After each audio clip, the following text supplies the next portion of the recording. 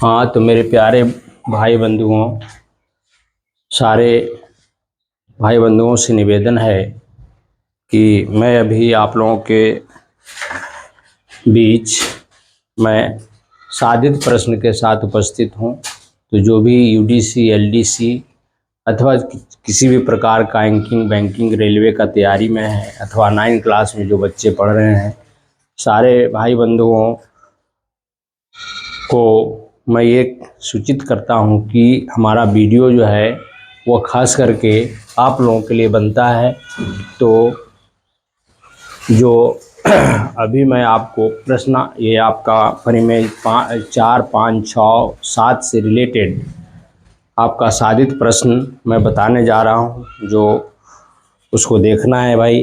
तो पहला है आपका प्रश्न संख्या, आपका मैं बताने जा रहा हूँ। प्रश्न संख्या आपका कितना है? 8 है, चूँकि प्रश्न संख्या आपका 7 है। ठीक है, प्रश्न संख्या आपका 7 है।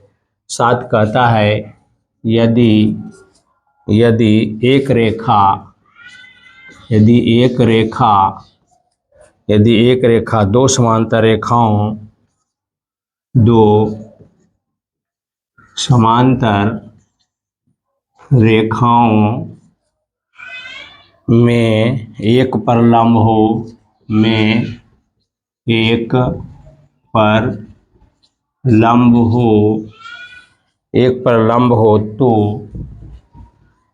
दिखाएं कि वह दूसरी रेखा पर भी लंब होगी। तो मेरे दोस्त, यही आपका सवाल है। तो आपको क्या करना है, दो समांतर रेखा को मैं ले लिया। सपोज दैट ए है, ये बी है, ये सी है, और इस पर एक रेखा जो आपका ये लंब है। सपोज दैट ये रेखा आपका क्या है, ई एफ है, ई और एफ है, जो क्रमशः पी बिंदु और आपका क्यू बिंदु पर काटी है। ये आपका 90 डिग्री आपका दिया हुआ है। तो भाई आपको ये साबित करना है कि ये जो है ये रेखा है, तो ये इस रेखा पर ये रेखा लंब है, अर्थात आपको यहाँ पर साबित करना पड़ेगा 90 डिग्री। तो लिखेंगे भाई, माना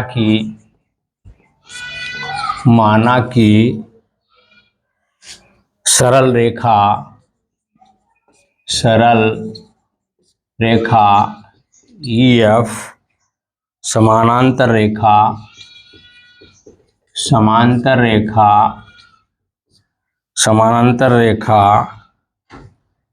रेखाओं ए बी और सी डी में से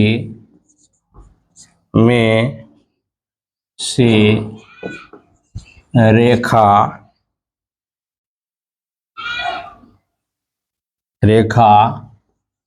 ए बी पर लंब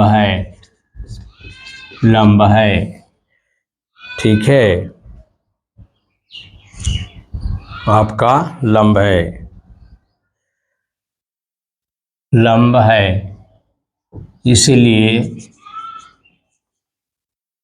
इसलिए लंब है, प्रतिज्ञा ही हो गया। तो भाई लंब है। तो भाई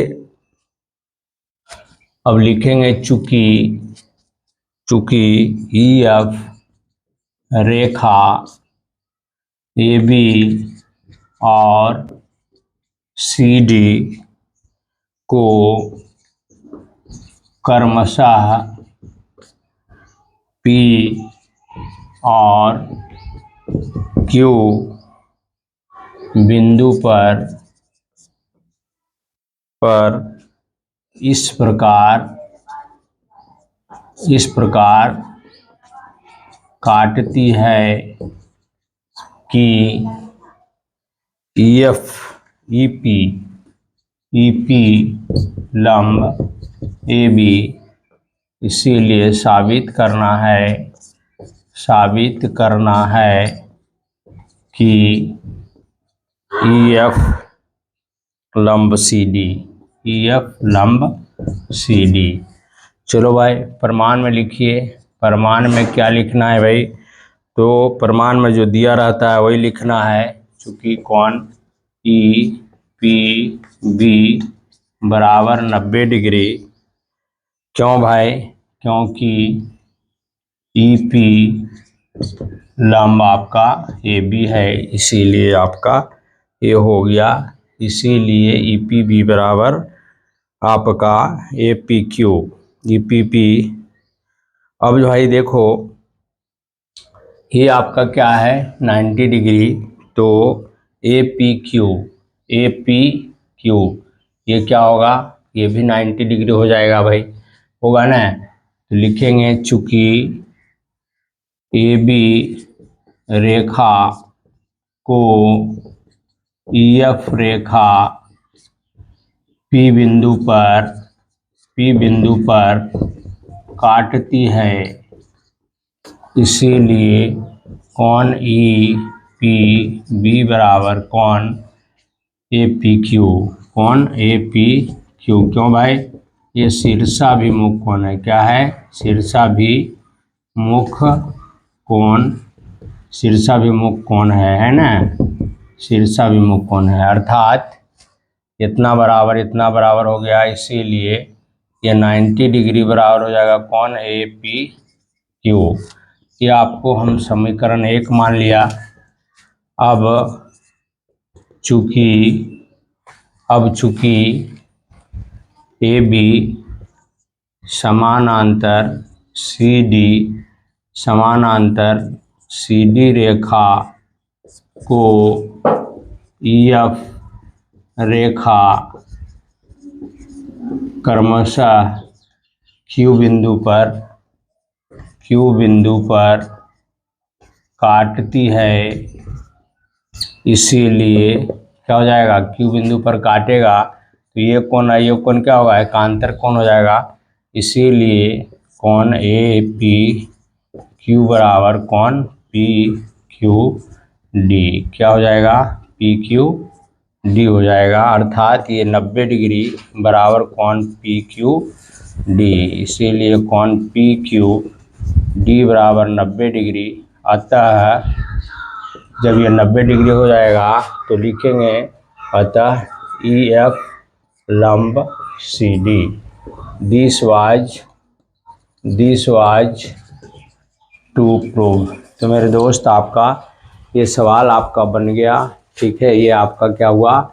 सवाल बन गया।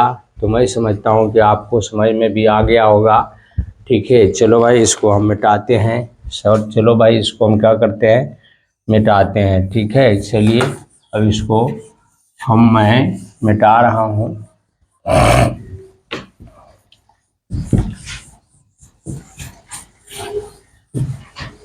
अब आइए सवाल संख्या आपका,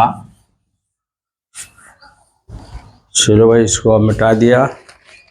तो मेरे दोस्त जो भी वीडियो हमारा देख रहे हैं, अगर वीडियो आपको अच्छा लगता है तो मेरा चैनल अशोक राय एंड राय को सब्सक्राइब करें, लाइक करें, कमेंट लिखें एवं ज़्यादा से ज़्यादा शेयर करें। और इसी शब्दों के साथ आज का क्लास मैं भी समाप्त करने जा रहा हूँ। जय हिंद, जय भारत।